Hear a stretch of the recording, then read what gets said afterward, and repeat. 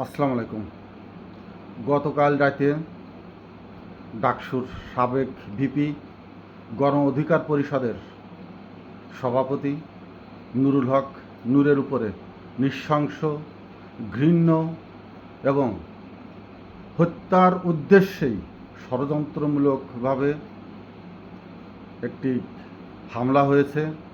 তিনি সহ আরও বেশ কিছু মানুষ, কিছু লোক আহত হয়েছেন।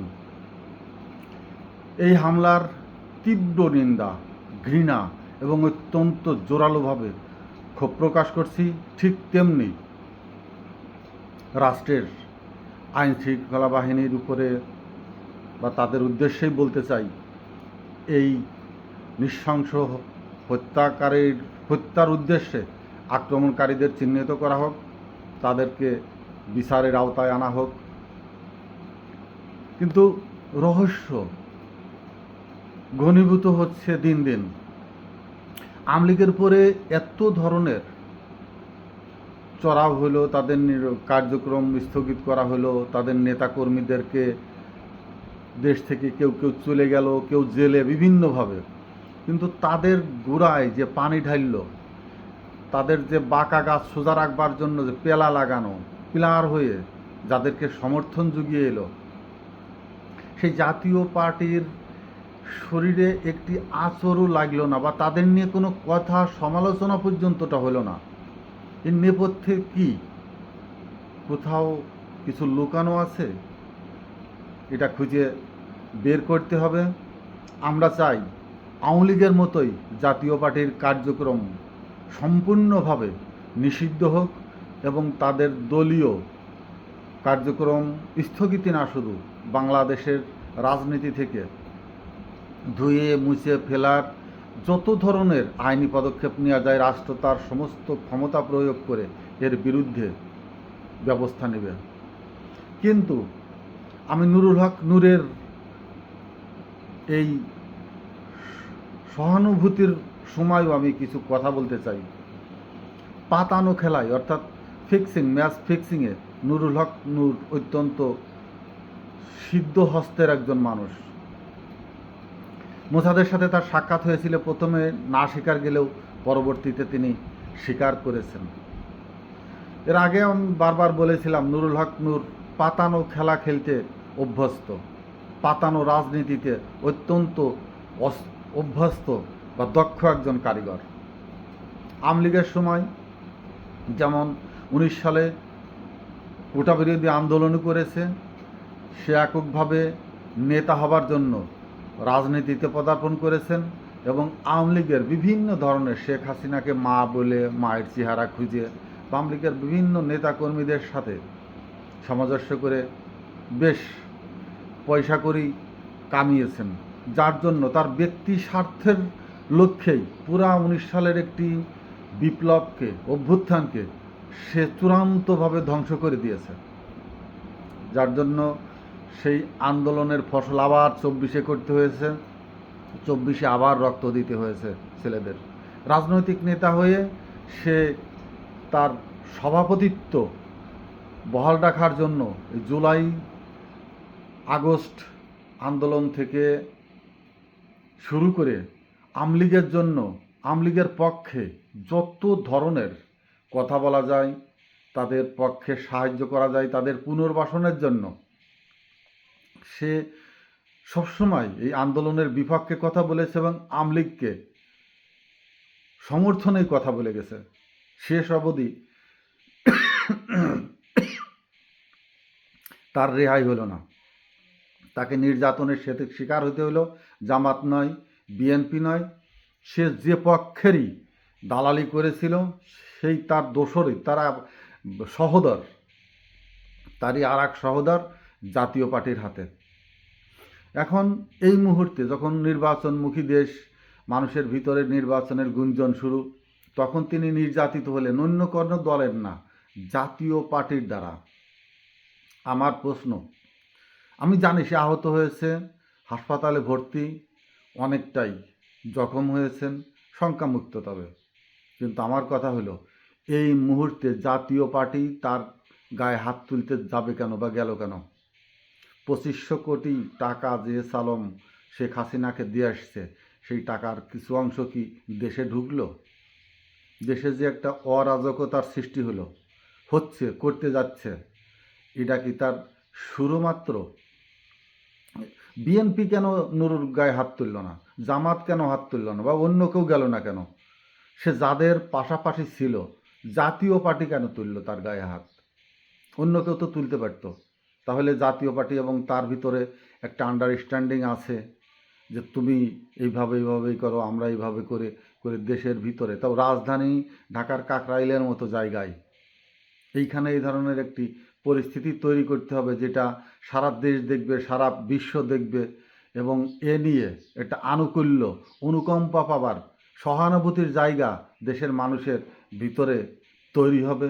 তার পক্ষে কথা বলার গণরায়ের জন্য তার পক্ষে মানুষ হয়তো কিছুটা দরদ দেখাবে।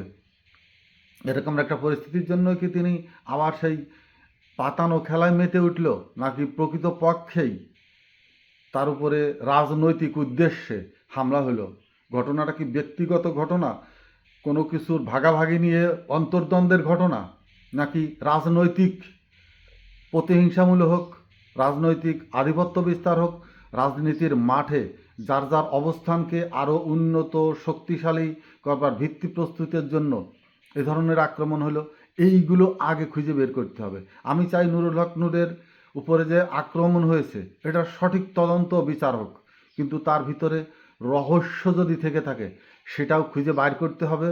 এবং জাতীয় পার্টির স্বার্থেই নুরুল হক নূর যদি এই ধরনের পরিকল্পিতভাবে রাষ্ট্রের রাজধানীতে বসে ষড়যন্ত্রমূলক হত্যার শিকার হয়ে, আক্রমণের শিকার হয়ে থাকেন, নুরুল হক নূরের দলের উপরও সেটা তদন্ত করে বিচারের আওতায় আনতে হবে। আমার স্পষ্ট মনে আছে যেদিন রাষ্ট্রপতির ভবনে দিকে জুলাই আগস্টের যোদ্ধারা এগিয়ে যাচ্ছিল, নুরুল হক নূর তাদেরকে কিভাবে ধমক দিয়ে কথা বলছিলেন। তারা কে? তারা রাষ্ট্রপতির বাসভবনের দিকে কেন যাবে? এটা আমরা সলিউশন করব, আমরা আছি না, আমরা নৈতিক নেতা আছি না? তখনও তার দল কিন্তু অনুমোদন পায়নি। নিজেকে এই ধরনের একটি মানে ব্রিটেনের রাজ পরিবারের প্রিন্সের মতো তিনি কথা বলছেন। তো নুরুল হক নূর, আমি যতটুকু জানি, কয়েকটি জেলায় তার কমিটি আছে। কেউ মুদি দোকানি সভাপতি, কেউ চানাচুরের দোকানি সভাপতি, কেউ জুতা স্যান্ডেলের দোকানি সভাপতি বা তাদের স্ত্রীরা সেক্রেটারি, এইভাবে তার সারা দেশে দল আছে। এখন কথা হলো, ওই 2500 কোটি টাকা কার হাতে আসছে? নুরুল হক নূরের হাতে আসছে নাকি জাতীয় পার্টির হাতের কিয়দংশ আসছে? এরা যারা অতীতে আমলীগের দোসর ছিল, আমলীগের পাশাপাশি ছিল, আমলীগের সাথে ছিল, বড় বড় জাহাজের পিছনে ছোট ডুঙ্গি নৌকা থাকে, যেগুলো যদি জাহাজটা ডুবে যায় ওই ডুঙ্গির নৌকায় উঠে নাবিক বা যারা থাকে তারা সমুদ্রে ভেসে থাকার চেষ্টা করে, পরবর্তীতে তাদের উদ্ধার করা হয়। এই সব রাজনৈতিক দলগুলো ছিল আওয়ামী লীগের সেই ডুঙ্গি নৌকা। যদি আওয়ামী লীগ ফসকে যায়, কোনো কিছু হয়, এই ডুঙ্গি নৌকাগুলোই তারা পা রেখে আবার সংগঠিত হবে, পুনর্গঠিত হবে এবং তাদের বৈতরণী পার হওয়ার চেষ্টা করবে। অতএব আওয়ামী লীগের সাথে যে 14 দল ছিল, প্রত্যেকটা দলেরই, এবং জোটে না থাকেও যারা তার পক্ষে বিভিন্ন সময়ে তার পক্ষে গুণগান গেয়েছেন, ফয়দা লুটেছেন, এই সমস্ত দলগুলোর দিকে কঠিন দৃষ্টি রাখতে হবে। কারণ তাদেরকে এখন আওয়ামী লীগ পূর্ণাঙ্গভাবে ব্যবহার করার চেষ্টা করবে। অর্থ আওয়ামী লীগের হাতে 2500 কোটি টাকা কিচ্ছু না। 2500 কোটি টাকা হয়তো একটা রেলের থেকেই, যে ভাঙ্গা হয়ে যে খুলনা যশোরের যে রেল লাইনটা আসছে, এখান থেকেই 2500 টাকা তাদের তহবিলে আছে, এসলামের কাছে রাখা আছে। কিন্তু আরও ঢাকাতে যে উড়াল সেতু, বিভিন্ন বড় বড় যত প্রকল্প আছে, সমস্ত জায়গা থেকে লক্ষ লক্ষ কোটি টাকা আওয়ামী লীগের ফান্ডে আছে, বিভিন্ন লোকের মাধ্যমে সেই টাকা রাখা আছে। এখন তারা সেই টাকা ছড়িয়ে এবং ছড়াবে বিশ্বস্ত জায়গায়, তাদের অত্যন্ত বিশ্বস্ত জায়গায়।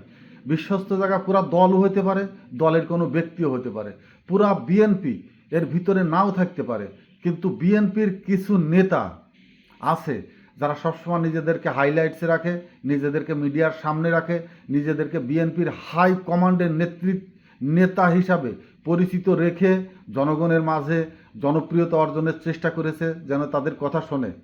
এই ধরনের দালাল নেতারা এখন ব্যবহৃত হবে। অতএব আমরা রাজনীতির মাঠে প্রাঙ্গণে যা দেখব, অন্তরালে কিছু খোঁজার চেষ্টা করতেই হবে আমাদের। কারণ ফেব্রুয়ারিতে নির্বাচন নিয়ে অনেক কথা হচ্ছে, হতেও পারে নাও পারে, এবং দেশে বড় ধরনের একটি সাইবার ক্রাইম থেকে শুরু করে স্যাবোটাজ হতে পারে, সাবভার্সন হতে পারে। এই যে এজেন্ট, ভারতীয় রয়ের এজেন্ট যারা আছে, এরা আমাদের মাঝেই আছে, ঘুমন্ত অবস্থায় আছে। চুপচাপ বসে থাকা মানুষগুলো শুনে জানে এবং পরিস্থিতি অবলম্বন করছে। তারা দেখছে কখন কোন মুহূর্তে সুযোগের সৃষ্টি হয় এবং সেই সুযোগটা অত্যন্ত সুচারুভাবে ব্যবহার করা যায়। সব দলের ভিতরে ইসলামিক পন্থী দলগুলো ছাড়া আর বেশিরভাগ দলই, হয়তো এবি পার্টি বা আমার দেশ পার্টি, যেটা ফুয়াদ সাহেব যাবেন না এখানে, ভারতের দালালির ভিতরে ঢুকবেন না। তাছাড়া নিরপেক্ষ, এখন যেমন নিরপেক্ষ কয়েকজন ইউটিউবার আছে, তার ভিতরে অন্যতম দালাল হচ্ছে গোলাম মওলা রানী।